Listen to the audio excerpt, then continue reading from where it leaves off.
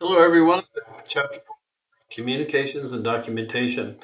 As an EMT and as even, obviously as a paramedic, we got to be able to communicate with one another. We got to be able to use the appropriate terminology. We need to know our equipment and, of course, the documentation part of it. We've talked about medical legal and how important that is as well. Well, this goes a little bit more deeper dive. It talks about the documentation and how we communicate with each other. So let's get started.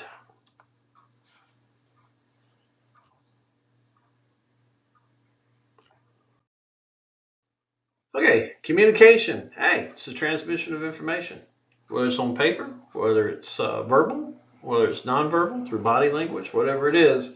It's how we're communicating, how we're giving information, signals, or whatever to each other. Verbal communication skills are extremely vital for you folks. You got to be effective. You got to be able to gather information. You got to be able to coordinate with other responders. You got to be able to transfer care. All this is super, super important. So if you can't do that, you're going to have troubles. You can't be an introvert in this kind of business.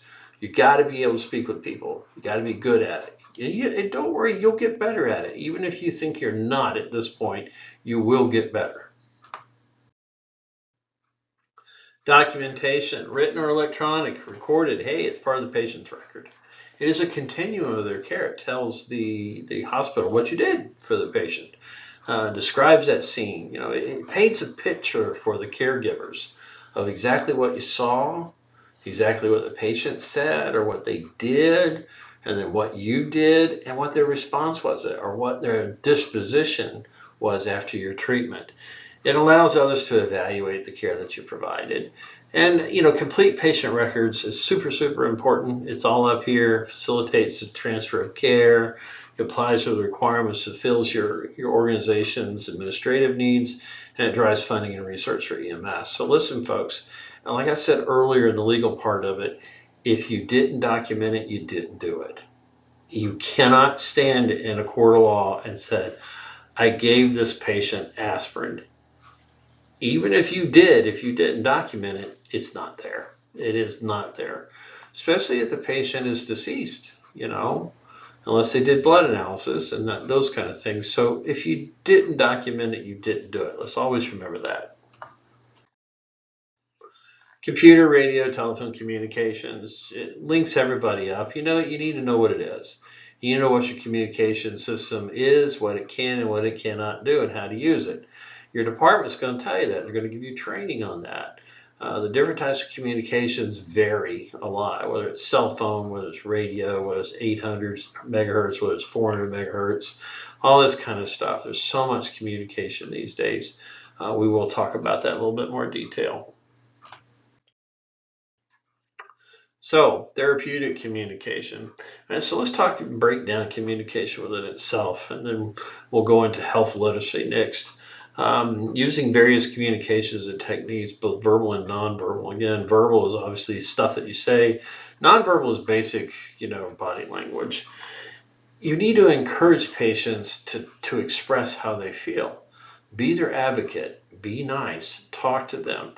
Be well dressed. Be well groomed. Because if you look like a slob, they're going to shut you down. Plus, you probably won't last long in a department because you're going to get fired not adhering to the dress code. Also, in this therapeutic communication, is that you're achieving that positive relationship with your patient. Remember how I told you earlier, when I walk in to assess a patient, I always introduce myself. I give them my name, okay? I get their name. I get person, place, time, and event, and I usually touch them and I feel their radial pulse, okay? I'll explain to you later why I do all that, but that's super important in developing that relationship, that rapport. Now, some people may pull back. They may be afraid. You don't know. You have to judge all that on how your approach, and you'll develop your own approach. That's the way I do it, and that's the way many of my colleagues do it. It's a good way to accomplish many, many things. Health literacy. It's the ability of the patient, their family, caregivers, bystanders, and others to understand the process of health information. Number one, don't talk over people's heads. Don't put on a bunch of jargon and that kind of stuff. Talk to them how they're going to understand it. Right? EMTs may need to perform tasks that also includes some, social work and healthcare education, that kind of stuff. So be prepared to do that. You know, how to better keep yourself, keeping a sandwich available. So if you're a diabetic and you forget to eat, you have something instantly you can eat to get some long chain carbs, that kind of thing. And then, of course, the ENT may be called upon to bring healthcare information and education directly to them, like pamphlets and immunizations if you're a part of a community healthcare program, that kind of stuff. So let's talk about medical fear. All right, so fear of medicine. I have a white coat syndrome. I walk into a doctor's office and I want to flee. I don't want to be there. My blood pressure goes up and I just don't want to be there. I don't make a good patient. I don't like to be in the hospital. I haven't been there very often, but when I have, I'm not a good patient. I'm ready to go now. Let me go. Give me some treatment, give me a medicine, I'm out here, kind of things. I don't like it. And a lot of people have that because of fear. It's usually the fear of the unknown. I think it's with me, it's because of the fear of the known. I know what's about to happen, that kind of stuff. Reassure patients, make sure that you recognize their fears and their shortcomings and try to help them, especially the family. One of the biggest complaints that we get from families is a lack of communication. When their loved one's been brought in and you've been working on them feverishly, the paramedic may be still with the patient, giving report, that kind of stuff. If a family member comes up, all you can do, because obviously there is HIPAA confidentiality, you can say, listen, everything's being done for your loved one that can be. Let's get you inside, get you in registration so you can start getting to know how's it going and what is going on. Let the hospital handle that. Don't give them information one way or the other, but at least recognize them and be their advocate to help them to get the information they need. All right, the 211 line, it's a national resource that connects people with community services. This is relatively new. Callers are matched with private and public health services to get the care that they need, whether it's community care, post-discharge from the hospital care, that kind of stuff. It's a national resource. It's very good stuff. It's been in place for a while now, and it helps people. Let's talk about age and culture and some personal, experience. Right, so social and personal experiences or personal influences shape how people communicate. People from various cultures may communicate differently. They may react to stress and emergency conditions differently, so be prepared for that. Even their own illness, injury, and pain, they may handle that differently as well. Some cultures really express their emotions. They're all over the place. They fall apart. And some people see this as a sign of weakness. It is not. It's just the way that they handle their situations. So understand that. Be cultural diversified. Be transparent, but yet be diversified in understanding. And once again, I always like to go back about being the patient advocate. Whether it's for the family or with the patient, be their advocate for them. Tone, pace, volume of language, all this is important. It tells you about the mood of the person. If they're da da da da da da da, they're wound up, that kind of thing. If they're slow, they're usually calm. Okay. It provides you insight to the perceived importance of the message. If they're alarmed and they're yelling and screaming, they are in fear. It's fear. It's usually not anger. They're usually responding to fear. If it's anger, it's usually physical. So you'll have to watch that. Watch your body language and your eye contact. It's greatly also affected by cultures as well. Some cultures may not have eye contact. I know I do a lot with the Japanese. They tend to not look you in the face if you're of a higher level of education or standing within the community, kind of thing. They do a lot of bowing, that kind of thing, to respect your authority and your experience, especially in the aged population, kind of. They respect that age, kind of thing. When other cultures, they can treat you much differently. That body language is important. It's all about your body language and their body language. So be sure that you can read between the lines. All right, let's do the next one. Ethnocentrism. Okay, it's consider yourself, your own cultural values are more important than anybody else's. Remember this, folks. Write this down. Okay, this is one of those. Let's click on my little thing here. There we go. That one. That's a test question. You'll see that one for sure. Cultural humility, sure, you may see that, but not necessarily as much. But these are individuals that are curious and keep an open mind. This is where we should be. Okay, cultural humility. We need to keep, our values, our ethical values, and things like that intact. But we need to be sensitive to other cultural needs. Unconscious bias, it's when you really don't really know it, but your bias, affects the interactions with you, with other people. Be very careful with that. Recognize that, write down some of the things that you think that maybe you may be biased in a situation with other people from other cultures. Cultural impositioning is forcing your values onto others. All of these are testable components. I have seen ethnocentrism, but cultural humility, unconscious bias, and cultural imposition, they're all part of it. Be prepared to answer these. So here's your body language. Just looking at him, the guy in the middle, whoa, he is angry. Okay, totally angry. Person on the left, happy. Okay, you can see that that's a happy individual. The young child on the right could go either way. We don't really know until you hear the actual response, the verbal response. Looks like he may be upset. Don't know yet, but obviously this is body language. Even without words, you should be able to ascertain that person's mood. So facial expressions, patient can become hostile.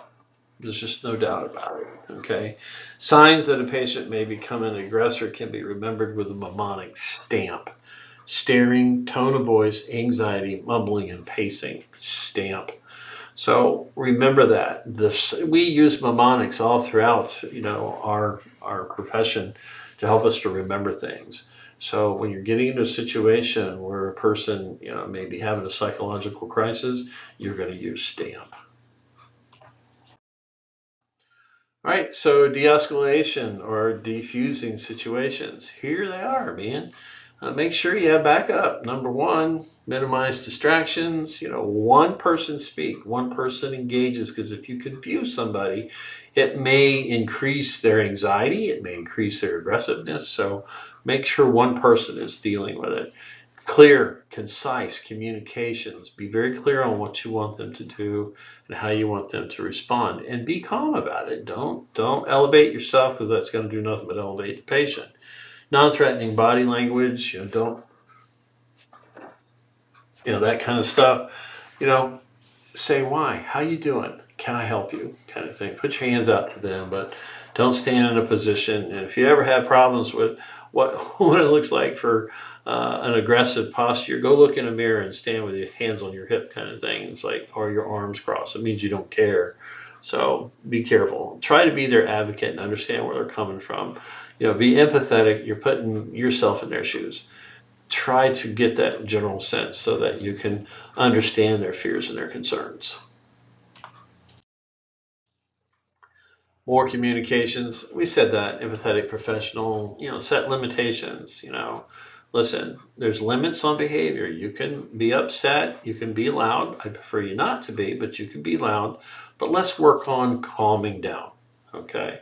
It is unacceptable for you to pick that up. Leave it, kind of thing. And be prepared to react upon it if you have to evacuate the room or get enough help that you can subdue the patient if they become harmful to themselves or others. Allow for time for the patient to think or respond. Don't ask them a question and immediately ask them another question.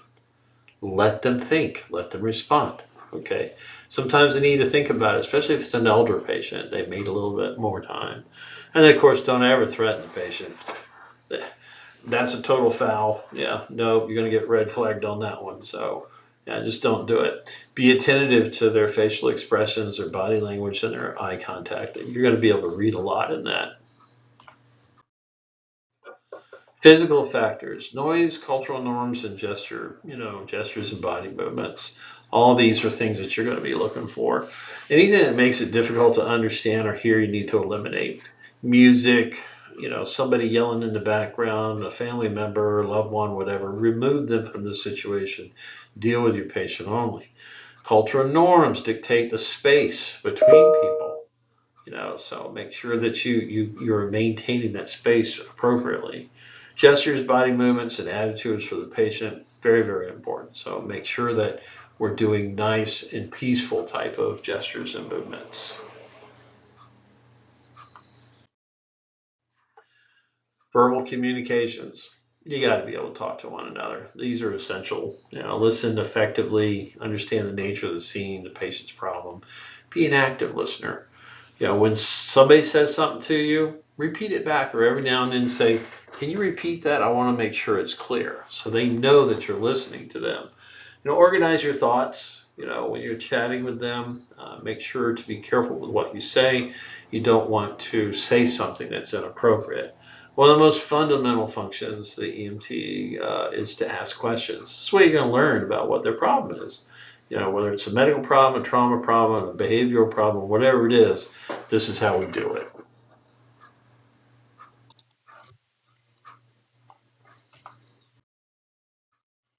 Okay, so open-ended questions. They require some level of detail, okay, in the response.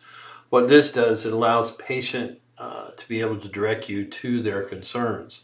They can give you full information. Example, what seems to be bothering you? That's an open-ended question. They can just absolutely spill it out. Versus a closed-ended question, what color is your shirt? That kind of thing. That's the differences. So open-ended questions are good.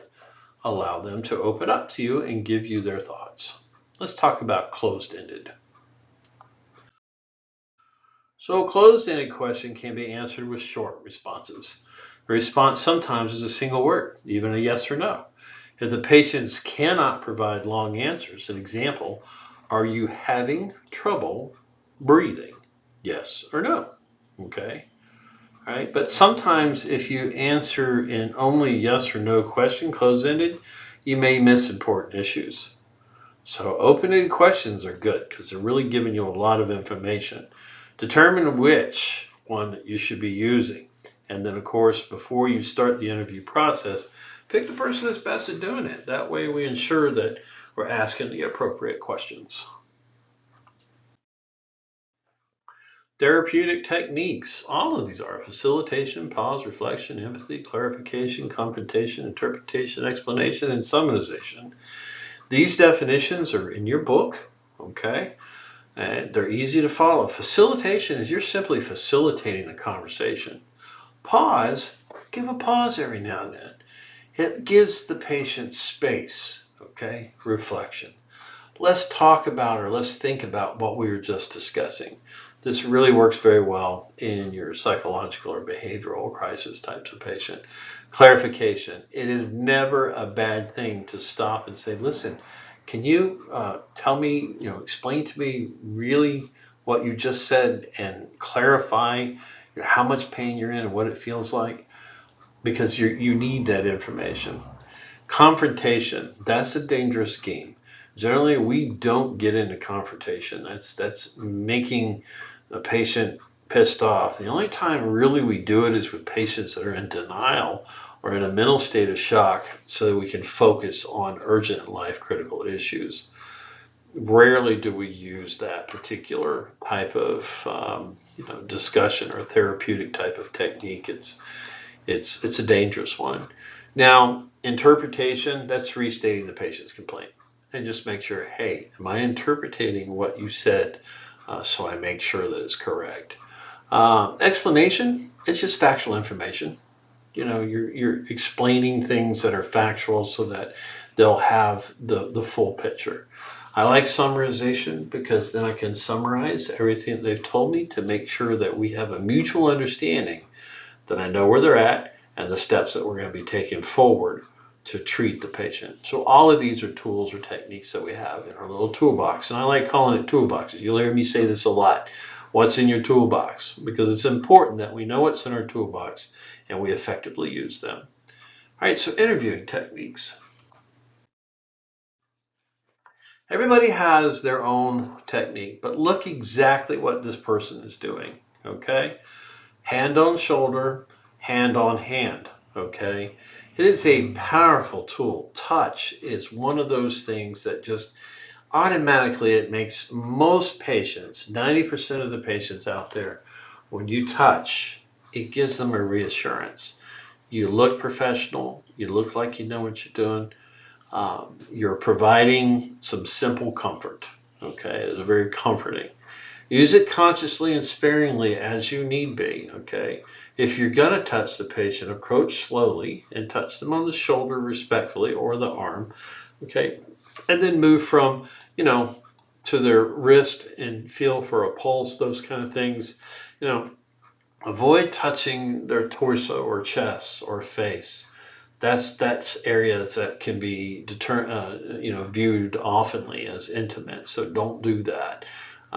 Shoulder, wrist. I like the wrist because I want their pulse. If I can determine that they have a nice pulse at the wrist and it's nice and regular, then usually those people aren't in imminent trouble or in a life threat when it comes to circulation. And we'll talk about that stuff later in assessment. All right, so interviewing techniques to avoid. Oof, this guy, look at him. Why am I here? Not a good technique, okay? And don't ever give any false assurance or reassurance. Unsolicited advice. Hey, I think you ought to go back to school so you'll be smarter. Not a good plan. And don't interrupt. Let them say their piece. Don't go, hey, let me interject something here. That's rude. That is absolutely rude. And speaking in jargon, yeah, I'm gonna go down there and the dipple and the whipple and the fiddle and the fiddle and no, that's just not gonna work. Speak normal, plain English. Don't try to impress anybody because it's just best to gather the facts, give feedback in plain, simple terms so that they can understand. All right, so family and friends. Sounds like a cell phone plan, the family and friends plan, and the bystanders. These folks can be valuable or they can be harmful. Sometimes they can get real anxious and they may, cause the patient to be more anxious. But in the other respects, they can be helpful too. They may be valuable during that interview process. They may be able to help you to hold something or to give you feedback. Don't be afraid to ask. Okay. Don't be afraid to ask them for your help. Don't be afraid to ask them to step aside. Or how about going over here with, this fireman or this other EMT to give them information outside of the room kind of thing. Make that decision on whether that needs to be done early or whatever, because the longer you let it play on, if it's a detriment, the worse it's going to get for you, trying to interview your patient. Golden rules. Okay. The golden rules to help calm and reassure a patient. Okay, so there they are. Eye contact, name, tell the truth, language they can understand. These are all the things that we need to be able to do. We've covered these, but I just wanted to bullet point them out for you here. Beware body language, slow, clear, distinct. If they're hard of hearing, face the patient. Don't yell at them. Just because they're hard of hearing doesn't mean they can't hear. And they may have hearing aids. You may just simply have to help them to get them turned up. Allow the patient time to answer. Please do that. Let them talk to you. And, calm and confident manner. And remember, those open questions are great. They'll tell you a lot of information. Don't interrupt them. Let them bring it out. Get that information. Emotional intelligence. Okay. All right. The ability to understand and manage your own emotions and properly respond to them. We all have different levels of emotional intelligence. Okay. It helps us to understand, ourselves by looking at our emotional intelligence and then, examining the patient's emotional intelligence. It will help diffuse conflict and build a rapport in your communications. It works much more effectively than just shut people out. So, It helps with communications, and it helps you to manage a lot of difficult situations, knowing what their emotional and your emotional intelligence is as well. Attributes to emotional intelligence: self-awareness. Do you know who you are? What is your behavioral, what's your personality, those kind of things. Self-regulation, what's your motivation, empathy, and social skills. You can also apply those to the patient. That gives you a better idea who they are. Understanding and improving your own emotional intelligence. Assess how you react to stress. Okay. How do you react? Do you panic? Are you calm? In this business, you need to be calm 100% because you're going to get some stressful situations. There's no doubt about it. Practice mindfulness. Mindfulness means that you're mindful of your emotions. Okay. It allows you to focus your attention on the present moment without blame and judgment of yourself and others. Okay. Mindfulness, no blame, no judgment on yourself or others. Okay. Very important. Take responsibility of your actions. Okay. Got to do that. If you do something, hey, this is what I did, and this is the reason why I did it. And consider, how your actions are going to affect others. Before you speak, if I say something, how's this person going to react? So I want to make sure what I say is going to be appropriate for this patient and for the condition that they're in at this point in time. Sometimes you do have to get firm with patients. There are times. Generally not, but sometimes. Okay. Whether it's something you don't want them to do or something you do want them to do. One of the ones that's a big one that you do want them to do is breathe. Breathe for me, take a deep breath kind of thing. So be mindful of this. Mindfulness is a good statement. I like that. All right, so person first language, developed by the FBI to manage hostage crisis situation. Uh, these are all, if you're in a particular behavioral problem, you have a patient going through an emotional crisis, all of these points are something that you're going to do. Active listening, we've talked about that. Displaying empathy, build a rapport, exert influence, and initiate behavioral change. These are all parts of it. So this is a very good piece. I would encourage you to read more about this in your book. But this is how these are very, very common diffusement techniques that we use with our patients in behavioral crisis. All right, so more first language stuff. All right, so influences how we think about our patients. Failure to use negative affect. Okay, if we come in and we're uncaring about our patients, they're going to spot it immediately. Okay, the language we use to describe our patients influences about how we think about our patients. Failing to use person first language has been shown to negatively affect patient clinical relationships as well as the patient outcomes. Instead of a diabetic, the person should be referred to as a patient with diabetes. You're a diabetic, aren't you? Oh, you're a patient that has diabetes. That kind of thing. So it's a whole different way of presenting it. Much more, especially when you say you're a patient that's wacko. You have paranoid schizophrenia. I understand, and let's talk about that. You're a patient with paranoid schizophrenia. So anyhow, you know what I'm saying? Use the proper first language. However you introduce yourself, however you identify them, is going to make a world of difference in how your treatment's going to go. So communicate with older patients.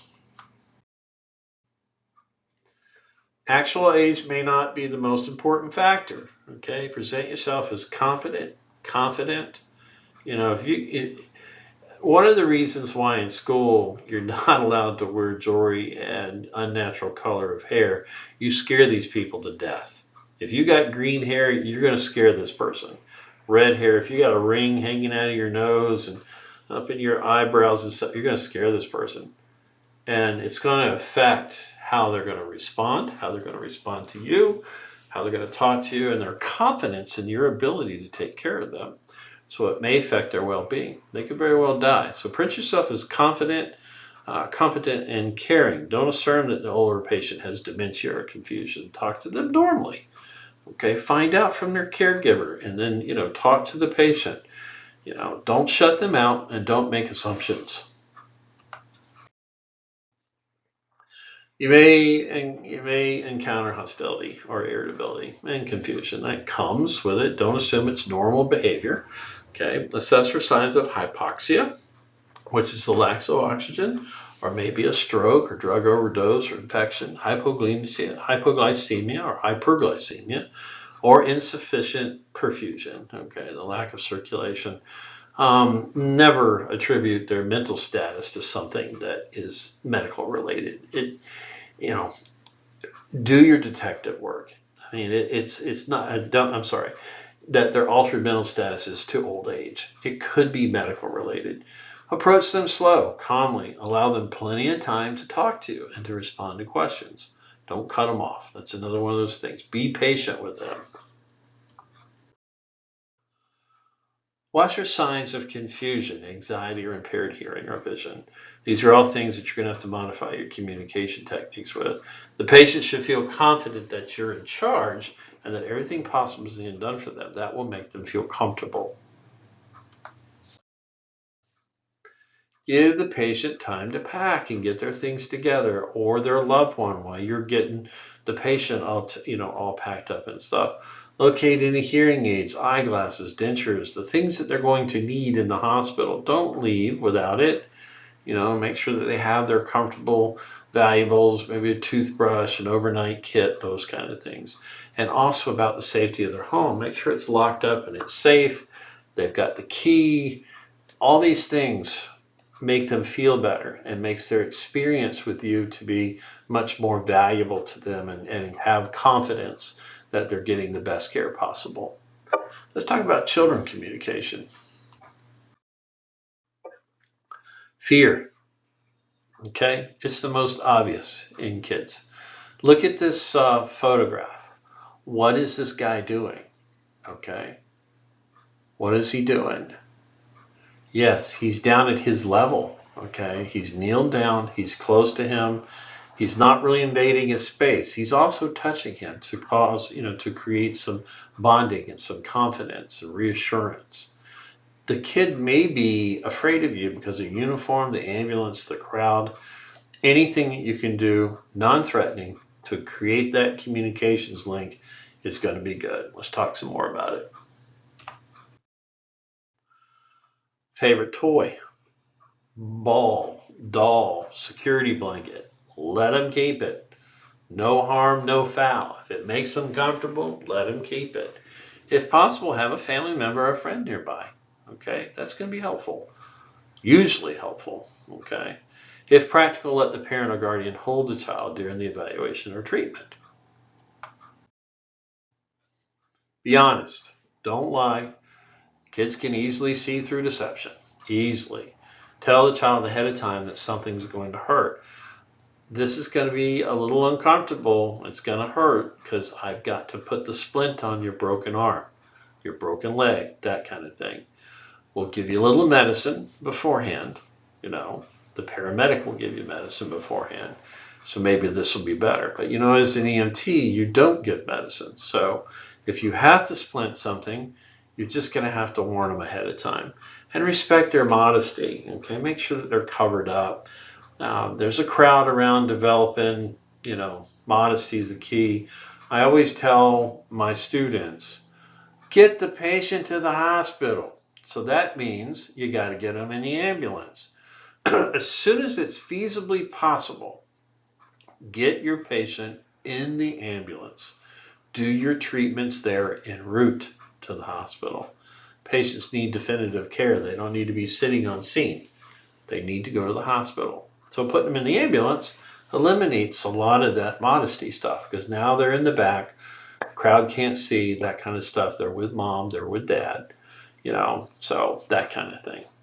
Okay, last one. All right, speak in a professional yet friendly way. We need to do that. Use the child's name, John, Charlie, whatever it is. Use their name when you're speaking to them. Maintain that eye contact and position yourself at the patient's level. All right, so let's talk about communications with folks that are hard of hearing and see what we can do with that. All right, so most people that are hard of hearing, they have normal intelligence, okay, and easily understand what's going on. And each one of them have different levels of hearing capabilities. Some may even has augmentation devices, which are their hearing aids. They turn up or down. So make sure that you position yourself so that they can see your lips. Because they may, especially if they're really hard of hearing, they may be able to read your lips to help them interpret what you're saying. Hearing aids, be careful they're not lost during an accident or a fall. Make sure they're not forgotten because we want to take them with us so that the patient will be able to effectively communicate with the hospital. Don't automatically start raising your voice thinking that elderly people cannot hear because that is not the truth. And that happens a lot, so be aware of that. Take your steps to effectively communicate. Paper, pen, pacing and reading lips, we've already talked about that. Never shout. Listen carefully to their questions and give short answers. You can also learn simple phrases with sign language, such as these guys.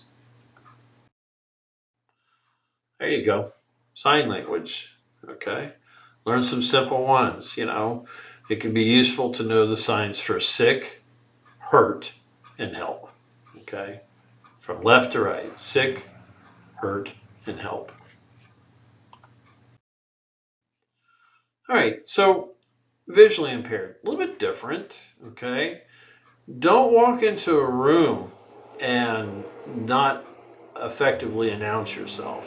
Okay, you want people to know that you're there, especially visually impaired people. And people have different levels of perception, visual perception deficits. They may be able to see light, they may be able to see dark, or they see shadows or movements, that kind of thing. So make sure you let them know when you walk into the room, and anything that you're going to do, make sure you explain it in detail. Stay in physical contact with the patient as you begin care. Be close to them once you have announced yourself. Explain to what you're going to do. You're going to take a blood pressure, you're going to take a pulse, those kind of things. If the patient can walk to the ambulance, place their hand on your arm and guide them to the ambulance.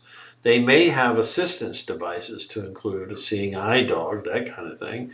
That can be a part of that care as well. They're trained for that. They know what they're doing. The animals are very well respected in the ambulance, those kind of things, because they are trained on them.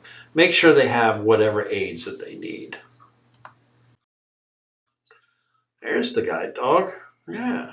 Easily identified, special harness. When all possible, transport the dog with the patient. The dog is going to be very miserable if you don't do that. So that needs to happen. And so does the patient. Otherwise, arrange for care of the dog if the patient's deceased or that kind of thing. It's going to be an awkward situation, but I know you'll handle it well. Non-English speaking patients, we live in a melting pot. And there's lots of patients out there that do not speak English. They may have certain words and phrases, that kind of stuff. Where you work at, it's great to learn short, simple type of questions in the language that's predominantly spoke in your catchment area where you respond to. So very good stuff. Use short, simple questions, even if it's in English because they may be able to understand more. Get somebody to help. An interpreter is extremely important. That's a profession within itself. But if you don't have that, point to the parts of the body, that kind of stuff, and do what you can to communicate effectively. Your job will be a lot easier if you learn those common words. So even pocket cards, smartphone apps, man, those are great. We see a lot of use of that where the patient can actually speak into the phone and then it brings back in English. Those are for patients that don't speak any. Then you can speak into the phone and it returns it back in Spanish. Family members and friends are more important in this kind of, communication because it may be life threatening. So you cannot spend a lot of time, with the patient and the translation part of it, you need to get them to the hospital. Hospitals have paid translators that can, do it either remotely or actually there at the scene, in the hospital room itself. It's amazing the translated services that are being provided these days. Mission critical communication. So this is anything that's going to disrupt and the failure of a task at hand. Okay. Shared mental model. The mental model is the picture that individuals have of their head of what's going on. So you need to be able to understand what is mission critical and what is not. For any team to work effectively together, all members must share a mental model of what the mission is, what's going to make it successful, and if there are failures, how are we going to address those at the end during our debriefs. Shared mental model, it's what's focused. What's the priority for the patient? What is the crux of the problem? What is the history of prior care? These are all mission critical stuff. What's the patient's current state? Where we are now, right now? These are things that we can all ask. There's nothing wrong with asking yourself questions, asking your team questions, and obviously asking your patient questions as well in your communication skills. But yeah, mission critical communications is what makes or breaks your patient care and also your critical thinking skills. So patient care handoff. This is when you arrive at the facility, you got to turn this patient over. Effective, it's got to be good, okay? These are effective communications between EMS clinicians and other healthcare professionals, primarily at the receiving facility. Communications, our patient care handoff is that transfer of that pertinent patient information that you've done for your patient over to that care team.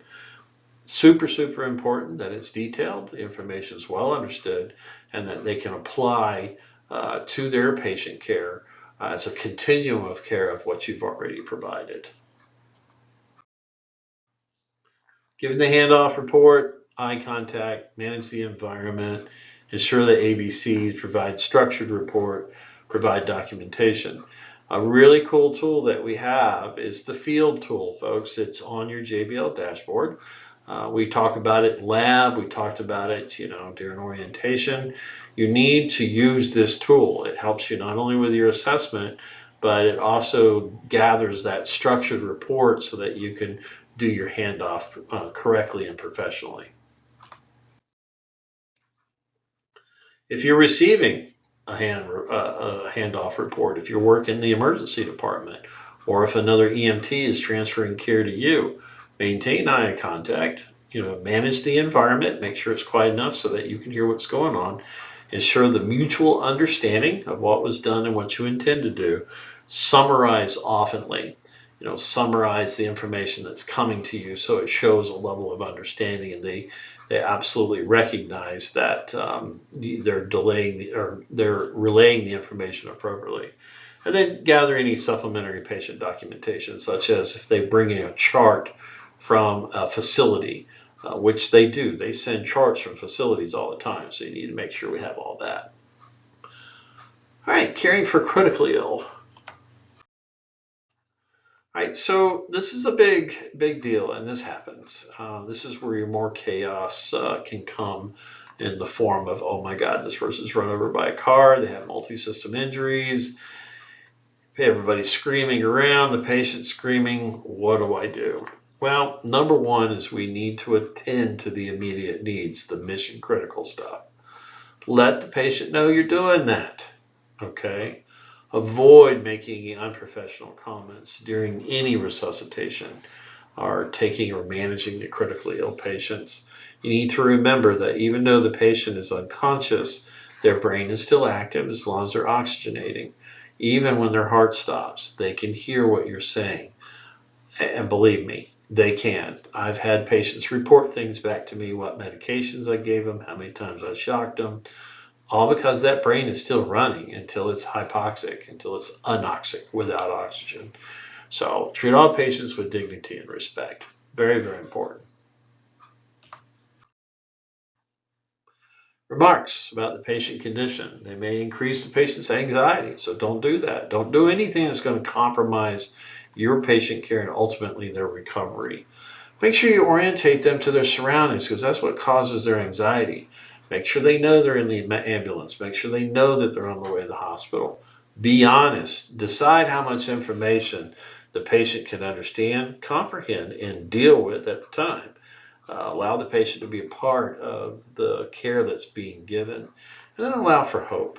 If there's the slightest chance of hope remaining, transmit that message to the patient so they know that the hope is there. We're taking you to the hospital. We're going to be there quickly. Hang in there. We're going to get you there. Locate, notify family members. That goes back to that communication with family. Gosh, I can tell you so many times working in the hospital as a paramedic, hearing the communication, lack of communication, complaints that came through. So we retooled everything to ensure that the family was a part of the care and was kept abreast. We assigned an advocate, a patient advocate to the family that could relay the information to the patient's family as we were working with the patient. Really important stuff. All right, death and dying. Is it going to happen? Yep. You stay in this field long enough, you'll get it. You may even get some of this while you're working your clinicals. There are 3 days that are guaranteed in life: the day that you're born, the day that you pay taxes, or you're supposed to pay taxes, and the day that you die. It's going to happen, no matter what. Death may occur in any setting, quiet and suddenly, but also after a prolonged terminal illness. Some EMTs see death infrequently, especially if you're running a BLS truck, that kind of stuff. But if you're working on an ALS truck, you may see it many times, many, many times. The grieving process, folks, you need to know these steps, okay? Denial, anger, hostility, bargaining, depression, and acceptance. Okay, so these are all of the steps, the specific steps of grieving. Okay, so you need to know these and know their organization. First is denial. It is not me. It didn't happen. Anger. I'm pissed. I'm pissed at the cancer. I'm pissed at the EMS people. I'm pissed at the doctor, whatever the case may be. Next, bargaining. If I do this, I'll survive. If I do this, I won't die. I'm going to survive. I'm going to do this, this, and this. And then depression. Okay. Um, Depression can be a long stage. Usually the first three, they get through it relatively quickly. But depression could last for a very long time, up to years and all the way up to death. But when they reach acceptance, that's when the quality of life returns, usually. Okay. Quality of life returns. They're able to communicate. They're able to express their feelings, those kind of things. They've accepted it. Can they go back all through this all again? Yeah, they can. They can repeat the whole sequence again and go right back through those steps again until they reach it. It's a tumultuous thing to either be told that you're terminal or someone's dying or somebody has died. It's very close to you. Grieving, communication. So how you communicate with somebody in the process. Grieving, okay? Gather the family members, okay? Bring them together. Our resources. Call for support. Pastor, loved one that may be estranged, whether it's a daughter, whether it's an ex-wife, anything that you can pull together that would be a support for the patient. Always identify yourself, identity by the deceased, by name, identify the state of rest, those kind of things. We need to make sure that we identify so much. I mean, we identify ourselves when we walk into the room. Once we have a deceased, we want to call them by name. Don't call, the body, the body. We also need to identify what the state of knowledge of the family, do they know that the patient is deceased? Those kind of things. And E, educate.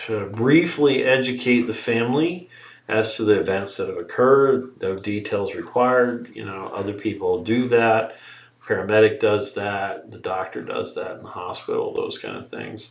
Verify that to the family that the member has died, the family member has died. So we need that definitive. As far as the space is concerned in there, give the family personal space. That's what that means. The space in the word grieving. Give them space to allow for healing time, crying time, the emotional part of it time, that kind of thing. Next one, I, inquire. Ask if there's any questions and answer them to the best ability. And then finally, nuts and bolts, okay, the N. There's lots of things that have to be put together. Organ donation, funeral services, personal belongings. Offer the family the opportunity to view the body if appropriate. If it's a crime scene, it's not appropriate. They cannot be anywhere near the crime scene if that's the case. So no, no, no, remove them from the room kind of thing. And then finally, give them your card. Offer any answers to any questions that may arise later. And always return their call if they call you, if you're a part of this process. And does the common on the street EMT do all this? No. This is if you're a part of that support group. This is the steps that can be utilized to help people with that grieving process. But this is something that you would volunteer to be a part of, especially in small communities. This is what we see is that local volunteer fire department does extensive training on dealing with the grieving process because the resources are so limited in rural areas that this is a good process to put in place. So, what's your immediate role? Do helpful things, simple suggestions, provide gentle and caring support, reinforce the reality of the situation, be honest and sincere, and let the patient and family members grieve in their own way.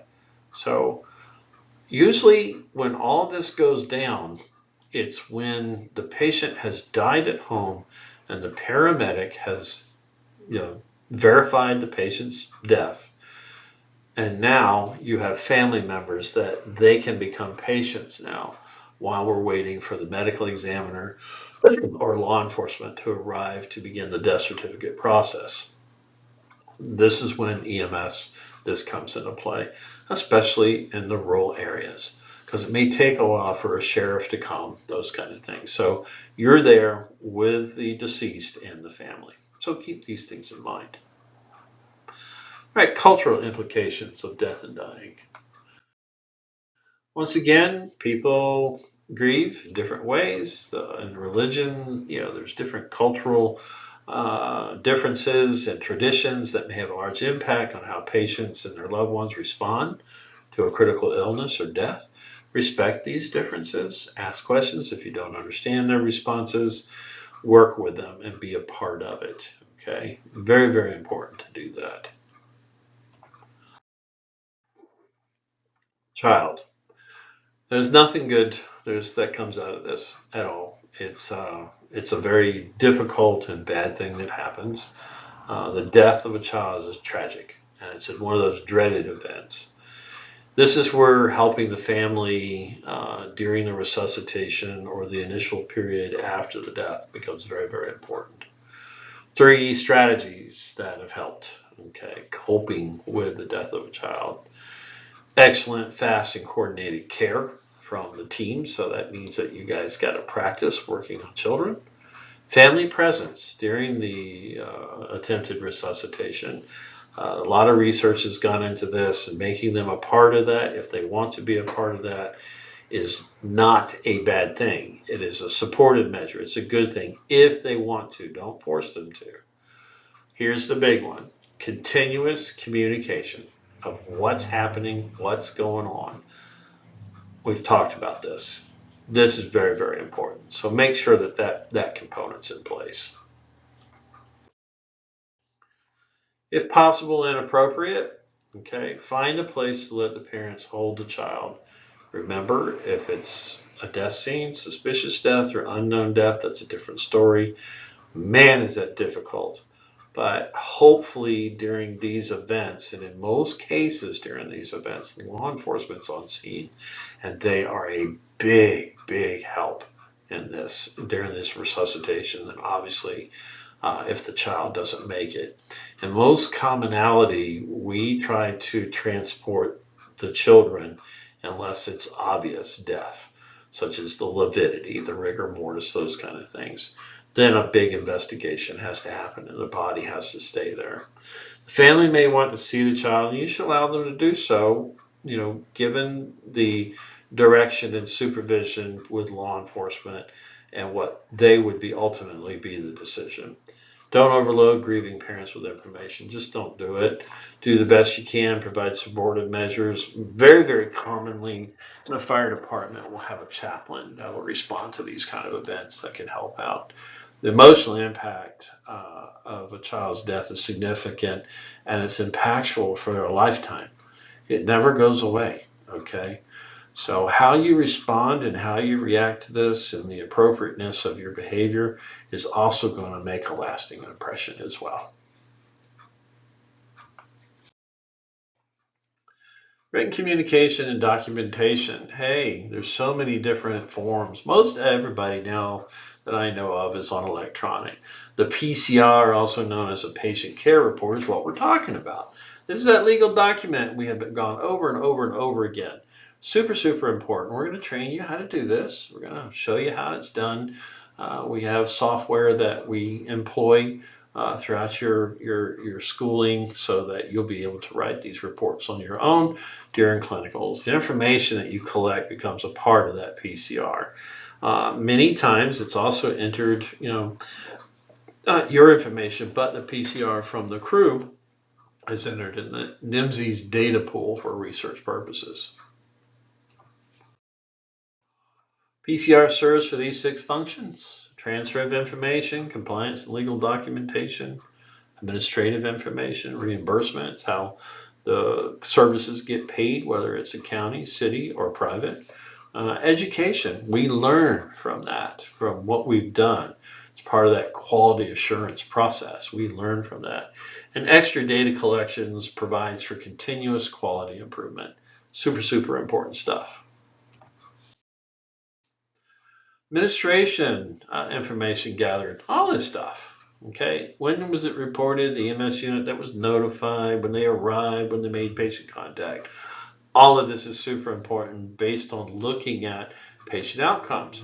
Because if any of these were affected, the patient outcomes may not be so well. So we can go back and we look at it. We could say, man, this may have contributed to this patient's outcome being poor. Okay, or they lost their life, whatever. So important information. Good data in, good data out. Garbage in, garbage out. Plain and simple. Make sure it's good going in. All right, so use data from PCRs. We've talked about this. It's all of this. We just discussed this. It's how we get this information to do a better job.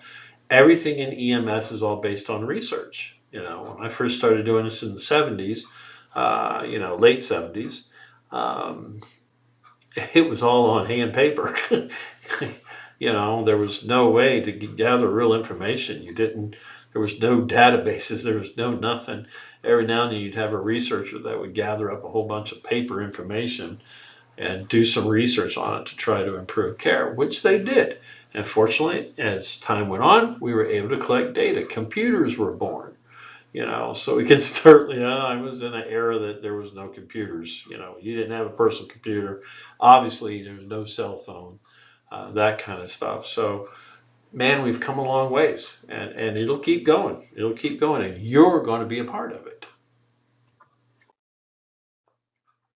Types of forms, electronic format, okay. Very rarely we see patients, you have fill in the bubbles and, drop down slots and all that kind of good stuff. There's all kinds of neat ways.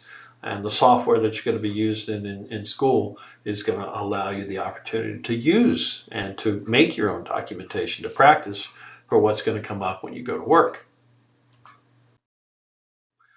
Right, standard narrative formats, chart method. We have chart, we have SOAP. Those are our primary methods, one or the other. We accept both at the school. We'll talk about all that. We'll start practicing writing reports. We'll go over that. But it's about the chief complaint, the history, assessment, treatment, and transport chart. Okay, there you go. SOAP, subjective, objective, assessment, and plan. Once again, we have a whole day planned on this, on how we're going to teach you how to do this. Your subjective is anything that you're being told. Objective is anything that you see. Assessment is what your assessment of the patient's condition is. Patient has chest pain, maybe they're having a heart attack. Okay, plan. It's what you do. We put them on oxygen, we took their blood pressure, all the things that you do. Okay, so it's a simple way of writing stuff. And don't worry, we're going to have lots of practice on this.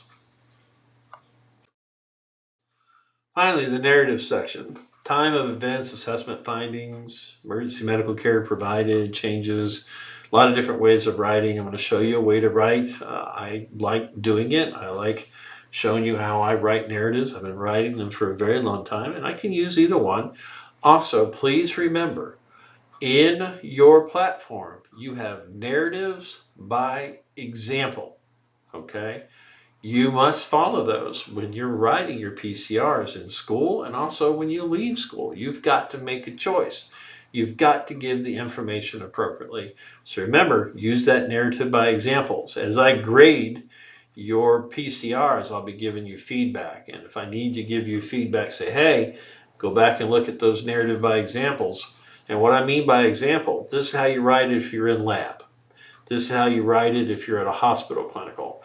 This is how you write it if you're a medical examiner clinical. This is how you write it if you're at an urgent care clinical. And finally, this is how you write it if you're in the field, at a field clinical. Easy. You have examples there. Follow them. But if you don't follow them, you're not going to do well in that part of the program, and you're going to get failing grades. You may have to recycle. So don't do it. Follow the examples. Documenting medical necessity. If you work for an ambulance agency that is an agency that bills, you've got to make sure that why is it medically necessary for this patient to go by ambulance? This is how they get the government, specifically Medicare and Medicaid, to pay for ambulance rides. So it's very, very important. When you go to work, you're going to be going through a lot of this training on what their expectations are for proving medical necessity. Healthcare information exchanges. So what this means is improving the sharing of data between EMS and other healthcare clinicians. A lot of these are data sets that have already been plugged into the hospitals. You may work for an agency that has access to those. So a lot of that data, if you're all on the same system, a lot of that data will transfer over into your EMS report. It is a great way because that way we have consistency. The patient has this for past medical history, this for medications, those kind of things. Pharmacies have been using it for quite a few years so that we don't have patients being overprescribed medicines because they're going to different pharmacies. So same thing, good stuff. HIEs, healthcare information exchanges. Most follow the SAFE framework, search, alert, file, and reconcile. You can read these on your own. Good stuff. Reporting errors. Hey, this happens sometimes. You leave something out, record it incorrectly, then don't try to cover it up. Change it. PCRs are wonderful. Even after you submit it, if something comes up in QA, say, hey, did you really mean to say this? You can go out and modify the document before it's actually submitted as a patient care report. If you falsify any records, you could lose your certificate, your license, you could be suspended. You could even be charged criminally as well if the patient dies. So very, very careful stuff. Don't falsify anything. Tell the truth. Make sure you put and make sure you put anything that you did. Because if you don't record it, it did not happen. Remember that. If you discover an error and it's on a paper document, draw a single line through it, initial it, and then correct it right next to it. And as an error discovered, submit your report, follow the same process. Even in electronic documents, when we go back and modify the original, it does a strike through automatically. If I click on it and put strike through because I want to change it, you can't erase what was in there. What you already reported, when you hit submit, it's gone. If you have to go back and make corrections, it does a strike through So you can't eliminate it. You just type in what you wanted to say. So, just remember that. Documenting refusals, okay, super important. Common source of litigation, document the findings, have the patient sign, and have family member, police officer, or bystanders, be sign the form for witness, not people within your own agency. Even if the patient refuses care, you must complete the PCR to document what you did do. Besides that, most refusals are on that PCR on the back. So they sign the same document that you're initiating as your initial form of patient care record. Some people, it's all electronic. They'll sign on a tablet, that kind of thing. So, and that's wonderful. There's an example checkbox type of refusal. There's many, many different types. Make sure you're using the correct form as necessary. And these are electronic, You can click it off and at the end have the patient, scroll through it, read it, and have them sign it, and your witnesses sign. PCRs might contain all of these, complete assessment, evidence that the patient's making a rational, informed assent, what happened, the discussion you have with them. And the big thing is to make sure that you put in there that if you want us back, call 911 and we'll come back. Okay, that needs to be in there. Special reporting situations, we talked about this earlier. Know what your local reporting ones are. Gunshot wounds, dog bites, infectious diseases, those kind of things. Those are the most common. EMS Voluntary Event Notification Tool, or EVENT, is a tool that many people have used. The acronym is EVENT, so that they have a methodology that they use consistently for reporting types of events.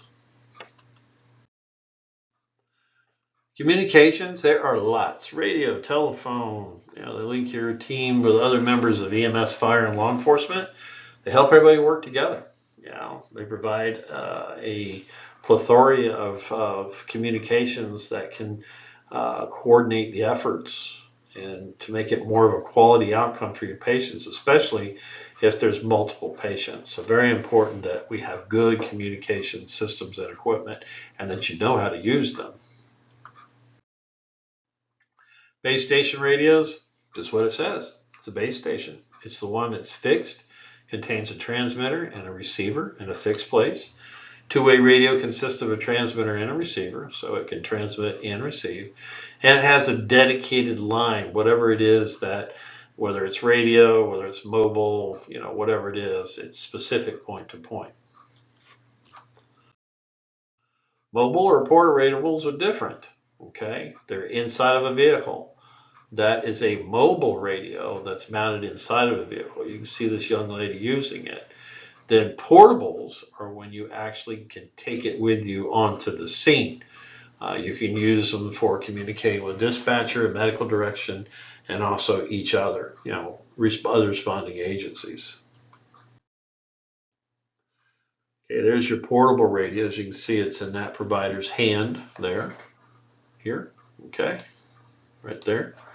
And he's speaking with a microphone that's attached to it that he can actually clip on a shoulder link if he wanted to. It's essential for multi-casualty incidents. That's what the MCI is. That's when you have more casualties you have resources for when you first pull up to it. It's very helpful when you're away from the ambulance itself. And in the ambulance, there's a repeater. Let's talk about that.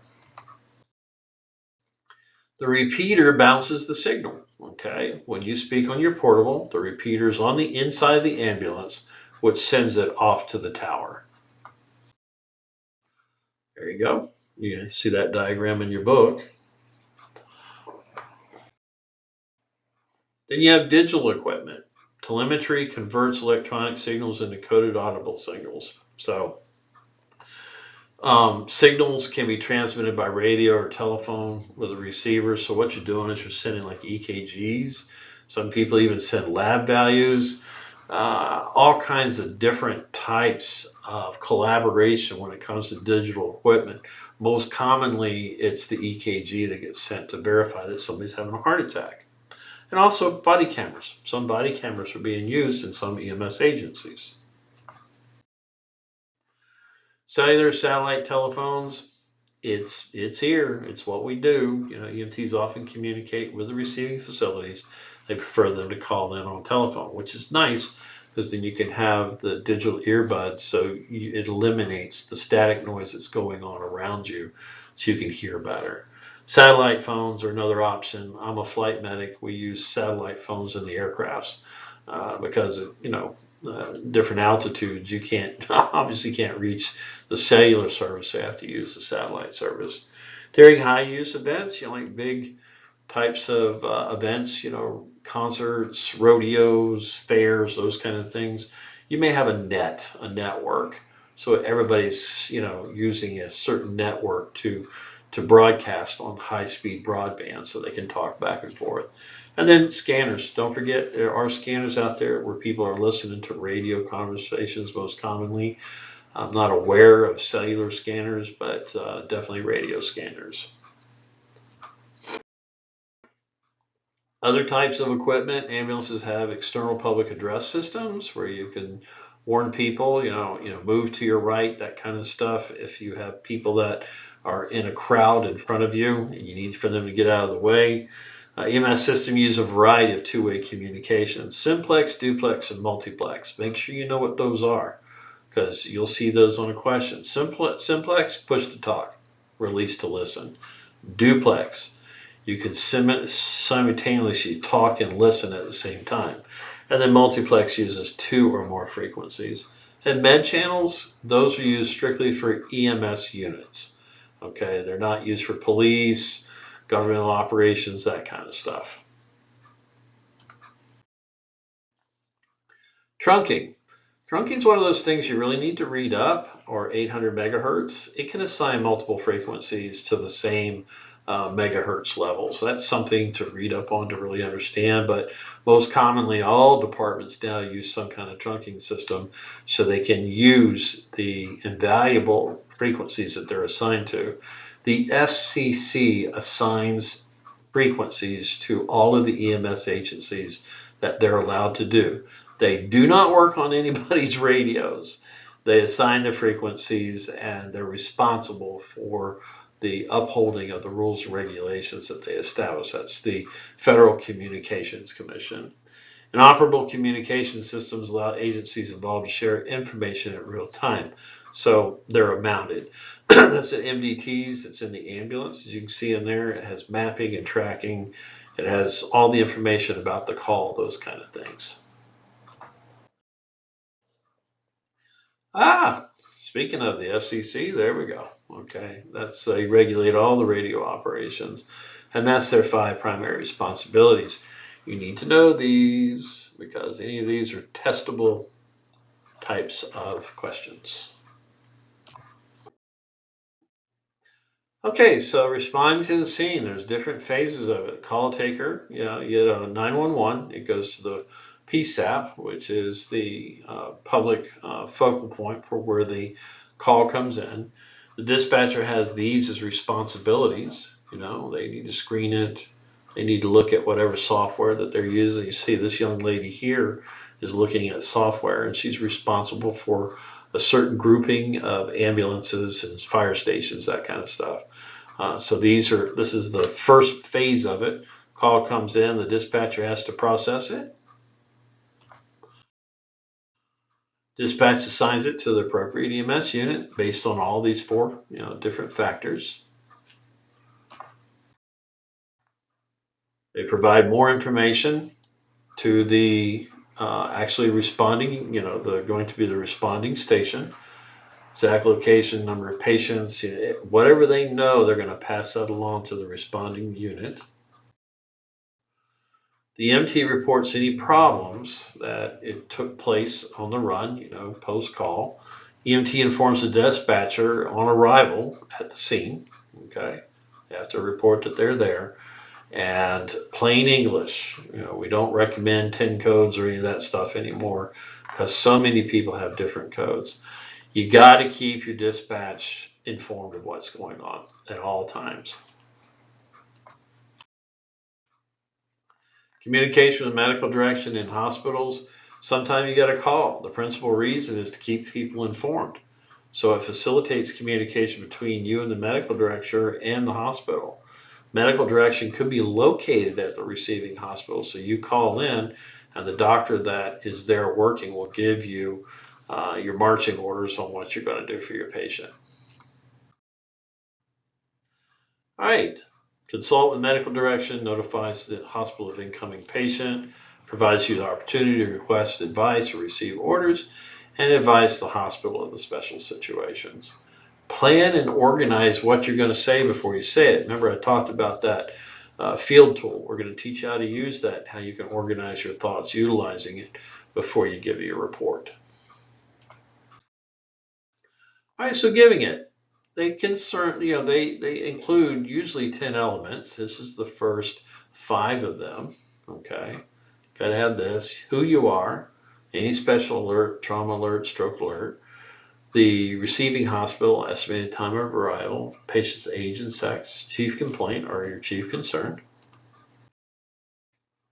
brief history of the patient's problem, brief history of brief report on physical findings, the care that you've given so far, and a description of the response to that care. Okay, and then any questions and orders, and don't forget ETA. How long is it going to be before you get there? So medical direction and their role. Pretty simple. Meta direction is offline or online. We talked about this. Offline is indirect. It's your protocols. Offline.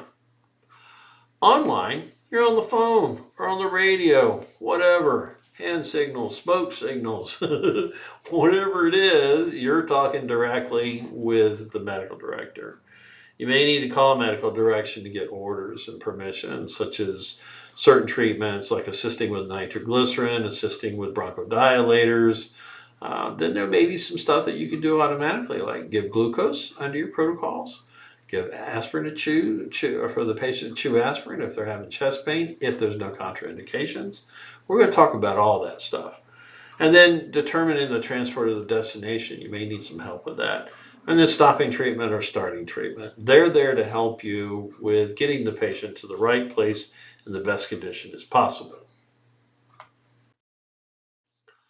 In most areas, medical direction is provided by physicians working in the receiving hospitals, but some actually have a med control, especially the large municipalities. They have a control area that may have a physician, they may have a nurse practitioner in there, they may have a PA in there, just a variety of things. Many variations have formed in the country over the years. So, yep, all that kind of good stuff.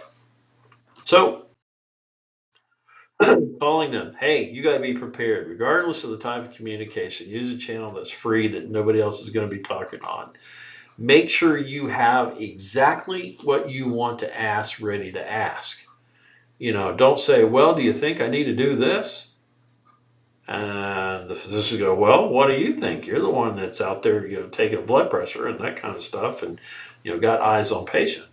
So you need to be very specific. I'd like to give this patient epinephrine by auto-injector. The medical direction, under the right circumstances, will say, yes, please go ahead and assist the patient with their epinephrine pen usage. It's simple. It's not that hard to do. Just be prepared to make sure that you know what you want to ask for. Your report must be concise, well organized. Never use codes. Once you receive it, repeat the order back, especially like if you're assisting with nitroglycerin. Go ahead and give the patient 1 spray every 5 minutes to a total of 3. Okay? And you need to repeat that back to the physician that's giving it to you. Don't blindly follow an order that does not make sense to you. If it says squirt the nitroglycerin in their left ear, and you go, huh?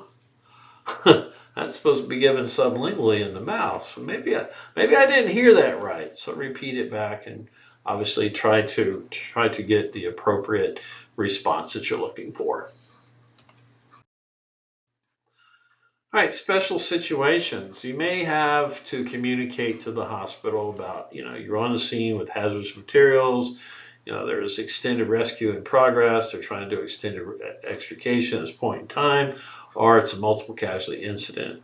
So you're going to have to communicate and give them as much information, whatever they ask for. And once again, be prepared for this. So these are things that you need to be able to be prepared for.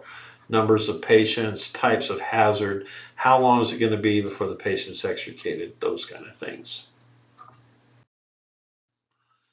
All right, so keep several points in mind. The earlier notification, the better, because they can compare. Like, for instance, stroke alert.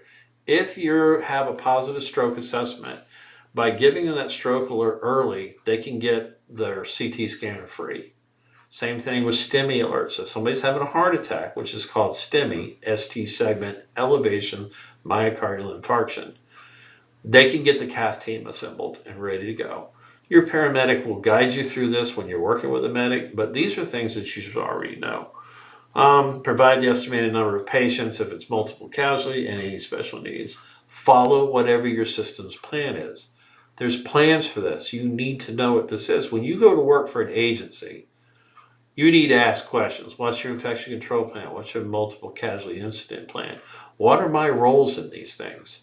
So you need to do this, and most commonly in training, that's a part of it. It's going to happen, but if it doesn't happen, ask questions. Maintenance of radio equipment. Like any other EMS equipment, radio equipment must be serviced. Remember, FCC doesn't do it. That's a test question. Don't miss that. Otherwise, I'm going to say, hey, Jeff told you that was wrong. Don't answer that way. Check the radio equipment at the beginning of the shift. Make sure it works. You'll do a radio check in the morning, that kind of thing. It may fail, so you need to know what your backup is. If my portable fails, do I have another one? Or do I have to get to my mobile? That kind of stuff. All right, you guys ready for the review? All right, cool. We'll do that next. Here we go. When healthcare clinicians force their cultural values onto their patients because they believe their values are better, what are they displaying? Remember, I told you what this was. What is it? What is it? Okay, here we go. D. Forcing your cultural values on others you believe in values are better referred to as cultural imposition. That means you're imposing your cultural beliefs onto them. There's your rationale. When communicating with an older patient, you should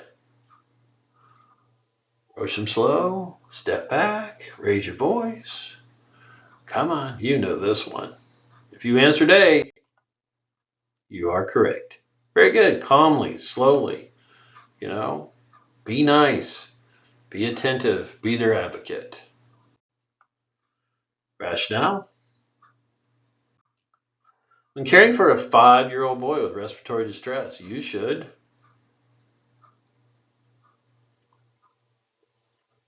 come on. If you said D, you are correct. Remember, avoid upsetting them. When you get separation anxiety, you separate that child from the mother, it's going to make things worse. He's already having a hard time breathing. You don't want him screaming at the same time. That's going to be bad for your patient. Rationale? Which of the following pieces of patient information is of least? Now, I like that big word least. So that means there's one answer that really is not of pertinence. The other 3 are pertinent to whatever it is. Remember, taking tests, you got to read this. You got to understand what they're asking. They always ask when they want to divert your attention to really what they're asking for, they capitalize it, just like what you see there. So what's the least pertinent? You can do it. Name, age, family medical history, vital signs may have changed, medication the patient's taking. In an emergency, it's the family's history, okay? Not that important, okay? Just really not, especially for a child, it's just not important because, hey, what's more important is all the other stuff, okay? There's your rationale.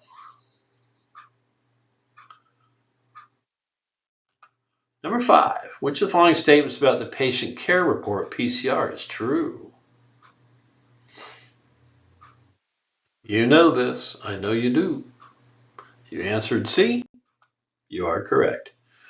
It is so many different reasons, okay, but it's definitely continuity of patient care. Your rationale?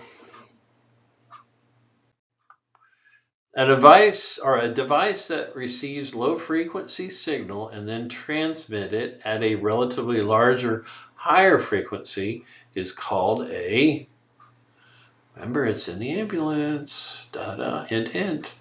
If you said C, you are correct. Very good. The repeater. There's your rationale. When treating a potentially hostile patient, you should try to diffuse the situation by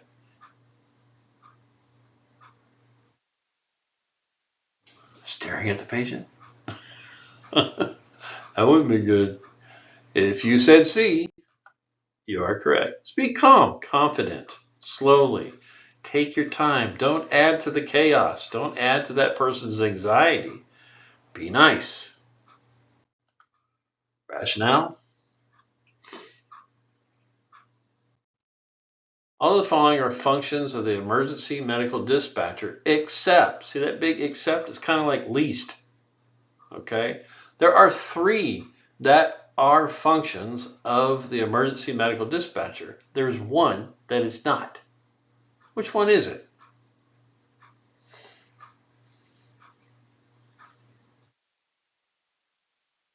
All right. If you answered D, you are correct. They're not going to give medical direction. That comes from the doctors. Comes from the medical direction. That comes from a PA or from the medical direction center. That kind of stuff. Dispatchers do not give medical direction. They may give a medical advice, to the caller, but not to you. Here's the rationale. After receiving an order from a medical direction over the radio, the EMT should.